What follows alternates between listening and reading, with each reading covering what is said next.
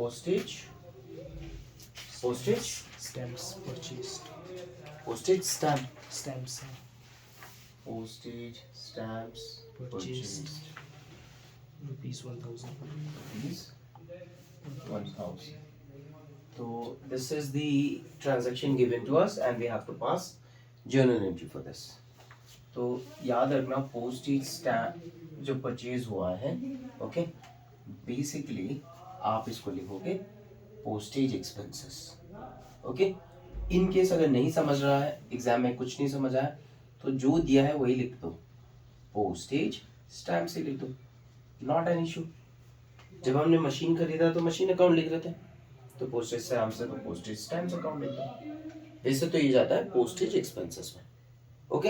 अब फ्री में आएगा नहीं कुछ भी, ये जो अमाउंट दिया है ये टेलिंग यू क्या आपने इसके लिए कैश यूज किया है, क्या यूज किया है, कैश यूज किया है, फ्री में नहीं आएगा कुछ, okay. Now postage stamp is a nominal account, क्या है ये, नॉमिनल अकाउंट। मेरे को कैसे पता है ये नॉमिनल अकाउंट है, क्योंकि ये रेगुलरली हो रहा है और बिजनेस में ये एक एक्सपेंस है, तो ये नॉमिनल अकाउंट में जाएगा, ठीक है। अब आप बोले सर याद है इसको छू सकते हैं, देख सकते हैं, टच कर सकते हैं, तो ये तो रियल अकाउंट होगा, नहीं। आपको ये एक एसेट की तरह नहीं देखना इसको, आपको इसको देखना है एज एन एक्सपेंस। बिजनेस के लिए ये रेगुलरली एक्सपेंस है, आप देख सकते हो, छू सकते हो, बट उसका क्वांटिटी बहुत छोटा है, आपका बिजनेस बहुत बड़ा है और रेगुलरली वो यूज हो रहा है, ठीक है। तो इसका यहाँ पे एज अ वैल्यू, ओके, जो हम लोग उसको रख सकते हैं रिटेन रखने के लिए, तो है ही नहीं। जैसे पेन हो गया, ठीक है, ये हमारा एक एसेट नहीं है, ये हमारा नॉमिनल एक्सपेंस है, ये रेगुलर एक्सपेंस है, रेवेन्यू टाइप एक्सपेंस है जो रेगुलरली होगा, तो इसको नॉमिनल अकाउंट लेना है। ये समझ आ गया पक्का? तो ये याद रखना, यहाँ पे ये हो गया नॉमिनल अकाउंट, कंफ्यूज नहीं होना, ठीक है। नाउ नॉमिनल अकाउंट के अंदर ये क्या है, रेवेन्यू है, एक्सपेंस है, खर्चा है, प्रॉफिट है, लॉस है, क्या है, तो ये एक रेगुलर एक्सपेंस है। तो all the expenses under nominal accounts are debited, clear. Now under cash account ये तो बताने की जरूरत नहीं, we have real account. Cash को हम लोग देख सकते हैं, छू सकते हैं, and it is like an asset, ठीक है। इसको रिटेन भी कर सकते हैं, आप स्टैम्प्स को रिटेन नहीं करोगे, कभी ऐसा हुआ हमारा बिजनेस है लेके हम लोग रिटेन करें, नहीं, कैश को हम लोग रिटेन कर सकते हैं, ठीक है, और कहीं और यूज करके और जनरेट कर सकते हैं। स्टैम्प्स को यूज करके आप और स्टैम्प्स नहीं जनरेट कर सकते, समझा है, या और कैश नहीं जनरेट कर सकते। ये हमारा एक नॉर्मल एक्सपेंस है, हाँ सेल्स में हेल्प करता है ये, ठीक है, ऑर्डर्स प्लेस करने के लिए हेल्प करता है। याद है, क्लियर है? ओके, ये एक रियल अकाउंट है और चेक करना है ट्रांजैक्शन के हिसाब से अंदर आ रहा है या बाहर जा रहा है, ठीक है। So it goes out, cash is going out of the business, so what goes out under real account is always credited. ये समझ आ गया? तो जर्नल एंट्री क्या होगा हमारा, पोस्टेज स्टैम्प्स या फिर expenses account debited to cash account, ठीक है। अमाउंट है 1000, so it will be 1000 dash 1000, ठीक है। Narration will be being postage stamps purchased for rupees 1000, ठीक है, done. Thank you. In case any question is there, write down in the comment box. Alright, next one, number 2, which students got confused, is borrowed from Haryana Finance Company. तो ये समझो, situation समझने की कोशिश करो। आप एक बिजनेसमैन हो, आपका एक बिजनेस है, ठीक है, ओके। तो हरियाणा फाइनेंस कंपनी जो है, they are giving you cash, they are giving you money, and this is considered to be a borrowing for us. Borrowing मतलब लोन, ये समझ आ गया? ओके, तो क्या आया है यहाँ पे, कैश आया, क्या है यहाँ पे, कैश आया। तो इसमें मैंने बोला डुअल इफेक्ट, अब इसमें डुअल इफेक्ट देखना पड़ेगा, समझना पड़ेगा। तो क्या हो रहा है, आपके बिजनेस के लिए एक तरफ आपका कैश इंक्रीज हो रहा है, एक तरफ कैश इंक्रीज हो गया और दूसरी तरफ आपका लायबिलिटी बढ़ गया, ठीक है, जिसको हम लोग बोलेंगे यहाँ पे क्रेडिटर्स। तो यहाँ पे ये हरियाणा फाइनेंस कंपनी क्या है हमारे लिए, क्रेडिटर्स। ये समझा, उन्होंने हमें लोन दिया है और हमें क्या मिला है, कैश। ये समझ आ गया? Yes. तो दो अकाउंट हो गया यहाँ पे, हरियाणा फाइनेंस कंपनी, ठीक है, वो क्या है हमारे लिए, एक क्रेडिटर और दूसरा है कैश अकाउंट। ये क्लियर है? Okay, coming to the point. So borrowing, कोई भी बोरोविंग होगा वो लोन होगा, ठीक है। तो किससे लोन लिया है?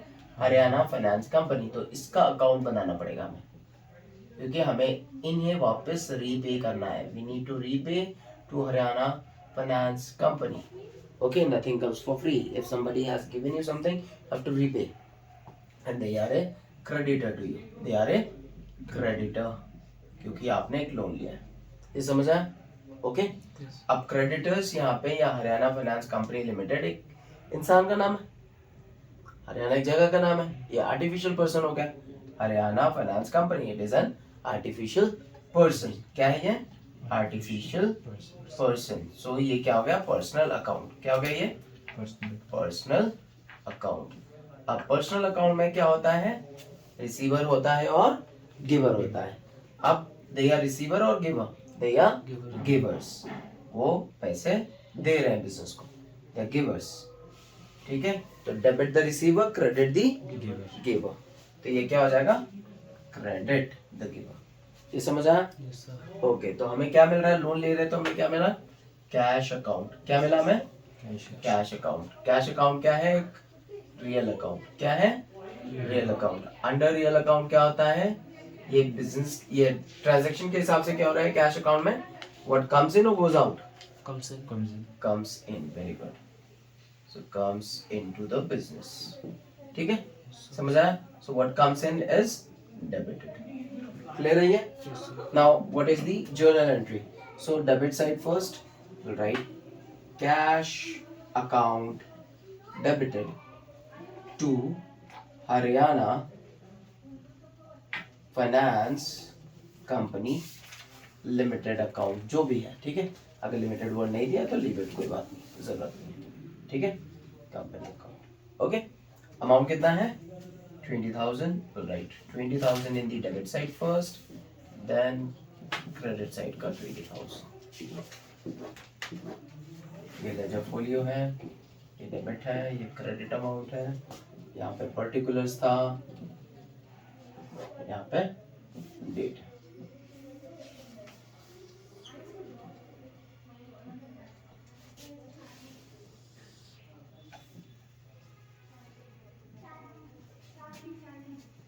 ठीक है, we don't have date, so this is the segment. Okay, narration will be the borrowed from, जो exactly दिया है, पहले तो borrowed from Haryana finance company limited rupees 20,000. We're done with that. Next बताना क्या? Alright, so depreciation is being charged, तो यहाँ पे हो जाएगा depreciation account. क्या होगा? Depreciation account. और किसके ऊपर चार्ज हो रहा है? मशीन के ऊपर। सो मशीन की वैल्यू कम हो रही है बाय डेप्रिसिएशन। ये समझ आ गया? दो अकाउंट हो गया। ये हो गया हमारा real account, we can see, we can touch, ठीक है। अब रियल में क्या होता है? What comes in, what goes out, यही होता है। Yes, sir. एक और चीज होता है, क्या कम हो रहा है या ज्यादा हो रहा है? कम हो रहा है या ज्यादा हो रहा है? तो यहाँ पे ये कम हो रहा है, रिड्यूस है। वैल्यू क्या हो रहा है? रिड्यूसिंग। तो रिड्यूसिंग को हम लोग कैसे लेते हैं? Going out. रिड्यूसिंग को कैसे लेंगे हम लोग? Going out. So under real account what goes out is, what goes out is Credit. Very good. ये समझ आ गया? ओके। डेप्रिसिएशन, ये नॉमिनल अकाउंट है। क्या है ये? नॉमिनल अकाउंट है। क्यों? क्योंकि ये एक ऐसा एक्सपेंस है जो रेगुलरली होता ही है। अगर आप फोन यूज नहीं भी करोगे तब भी उसमें डेप्रिसिएशन होगा। बाइक खरीदा है, बाइक रोड पे लगाया है या कहीं पे भी पार्किंग में लगा है, यूज नहीं कर रहे हो, तब भी उसमें वेयर टेयर आएगा, उसकी वैल्यू रिड्यूस होगी। मतलब ये रेगुलर बेसिस पे होना ही है। तो कोई भी एक्सपेंस जो रेगुलरली होता है, okay, that will be considered to be revenue expense, और ये हमेशा नॉमिनल अकाउंट में आता है। ये हमेशा नॉमिनल अकाउंट में आएगा। ये ठीक है ना? तो एक पर्सन है ना ही ये कोई चीज है, एक तरह का एक्सपेंस है, ठीक है। तो नॉमिनल अकाउंट में आएगा। तो नॉमिनल अकाउंट में कोई भी एक्सपेंस हमेशा डेबिट होगा। ये क्लियर है? सो एंट्री क्या हो जाएगा यहाँ पे? Depreciation account will be debited to machine account. Machine account. Amount है 1500. 1500. याद है, क्लियर है? नरेशन तो बताने की जरूरत नहीं ना. So narration will be from the question. Being depreciation charged on machinery rupees 1500. Being depreciation charged on machinery rupees 1500. That will be your narration. Thank you. Okay. तो यहाँ पे गुड्स रिटर्न हो रहा है. याद है जब हमने गुड्स परचेज किया तो क्या अकाउंट लिखा था? Purchases account. यहाँ पे फिर से परचेजेस अकाउंट आएगा. गुड्स जब हम लोग परचेज करते हैं तो परचेजेस अकाउंट आएगा. तो यहाँ पे परचेजेस अकाउंट रिप्रेजेंट किसको करता है? गुड्स को. किसको रिप्रेजेंट करता है? जब हमने मशीन परचेज किया था तो मशीन अकाउंट लिखा था. समझ आया? अब जब गुड्स परचेज किया था हमने तो क्या लिखा? Purchases account. मतलब वो गुड्स को रिप्रेजेंट कर रहा. तो यहाँ पे गुड्स को रिप्रेजेंट करने के लिए क्या अकाउंट होता है? Purchases account. ये ठीक है? क्लियर? ओके. आप रिटर्न कर रहे हो विवेक को तो this will be represented by Vivek account. ये क्लियर है? आप शॉर्टकट समझो इसको कैसे सॉल्व करना है. दोनों में से देखो पर्सनल अकाउंट कौन है. ज्यादातर टाइम में सिर्फ पर्सनल अकाउंट को लो और एंट्री जल्दी खत्म हो जाएगा. ठीक है?